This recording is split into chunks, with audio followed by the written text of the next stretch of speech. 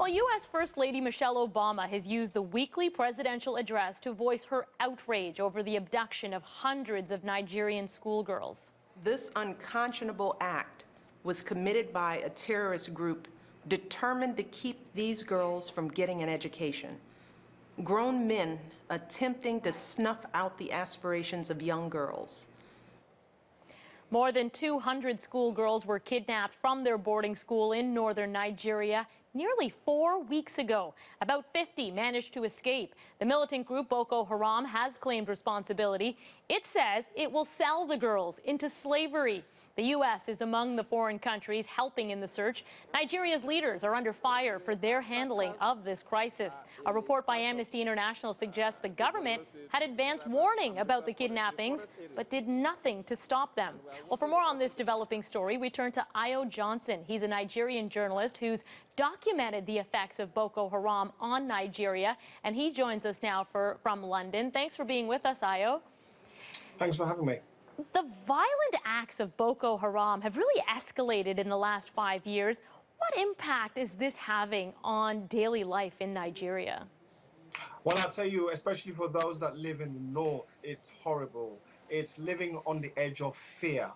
You must understand that many of these communities are marginalized. Many of them live under $1 a day. The environment is very impoverished. And for many, Boko Haram seems to be able to survive on the margins of these impoverished societies and communities. And for many of them, I must admit, they live in total abject fear of Boko Haram, not knowing when they will attack, not knowing if they'll be captured, and not knowing if they're moments away from a terror attack of some description. Ayo, has that mentality led to why we are 4 weeks into this and they haven't been able to find those girls? Are they that technologically advanced? How are they keeping this secret for so long? Well, secret in terms of Boko Haram's ability to appear and disappear, if that's what you're referring to, then I would assume that Boko Haram has been able to do that repeatedly for a long period of time. They install fear to the extent that many of the communities who harbor them, which we must admit some of them do so under intimidation. And fear of further violence. And to that extent, Boko Haram has been able to literally cover itself, protect its tracks, and make it very difficult for the security forces to interrogate this group or even infiltrate this group, and not to mention the fact that they've not been able to see them physically for some time. So this group has this ability with fear, intimidation, and violence. Many of the communities are very, very worried about them. I understand some Nigerians are suggesting the emergence of Boko Haram was actually a reaction to government corruption. What's your take on that? Well, government corruption has played a part. We must remember that Boko Haram came to fruition in the 2003 elections, but formed in 2002 because of politicians who wanted to use them to intimidate each other.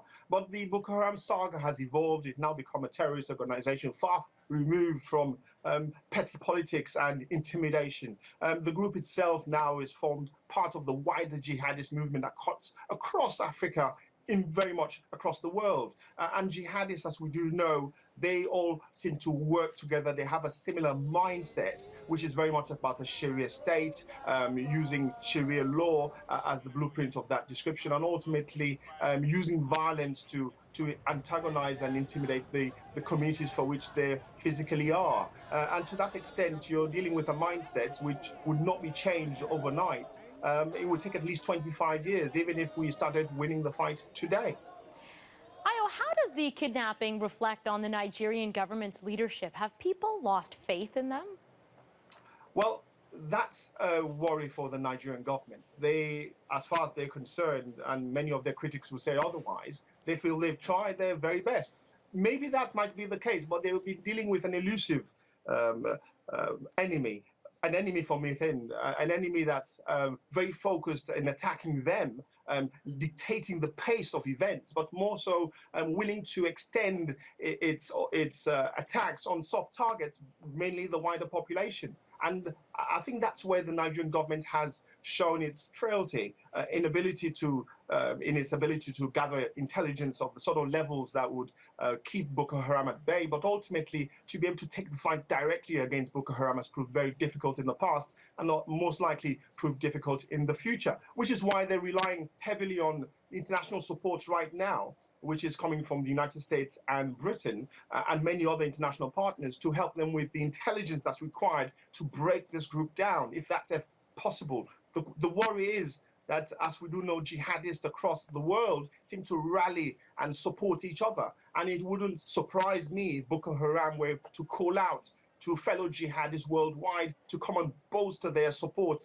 for a fight that could become very, very dangerous for Nigeria, but ultimately seemingly become something similar that we've seen in Iraq and Afghanistan, where jihadists worldwide come to support a common enemy as they see it against the West. That is interesting. So as the world rallies around to find these girls, there might be a call out to other jihadists to come rally around Boko Haram at the same time?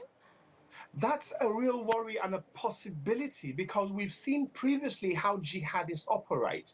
They all have a common mindset that when they do call each other, they're all willing to make that call. We see that even in Syria today, where jihadists from around the world go in to support the rebels. We see that in Iraq and Afghanistan, and there is that worry that Boko Haram could attract other jihadists, and that in itself could make Nigeria potentially become a typical Iraq or Afghanistan. Ayo, in your opinion, what would it take to disband Boko Haram? And is that even possible? Well, I mentioned earlier about the generational problem. This is a generation lost and cannot be brought back. This is a generation for which its members, who sadly have been brainwashed to an extent, their mindset is very focused, cannot be swayed by financial gain, cannot be swayed by material things, and they're very focused on their own agenda, which, as quirky and silly as it sounds, it's their agenda. And I think that in itself makes it very difficult to break a group like that down and even to infiltrate to get intelligence. I think Boko Haram is here for the long term. The only way the Nigerian authorities and the international world can rid of public enemy number one, Boko Haram, today would be if they start working with the youths of today, making sure they have jobs, making sure they are not necessarily on the margins of society, and making sure that Boko Haram has not got the ability to recruit in the future. Then at all, we may start winning the fight about Boko Haram in the medium to long term. Ayo Johnson, I want to thank you so much for your insight and your time. We really appreciate it. Thanks for having me. Ayo Johnson is a Nigerian journalist who has documented the effects of Boko Haram on Nigeria. He spoke to us from London.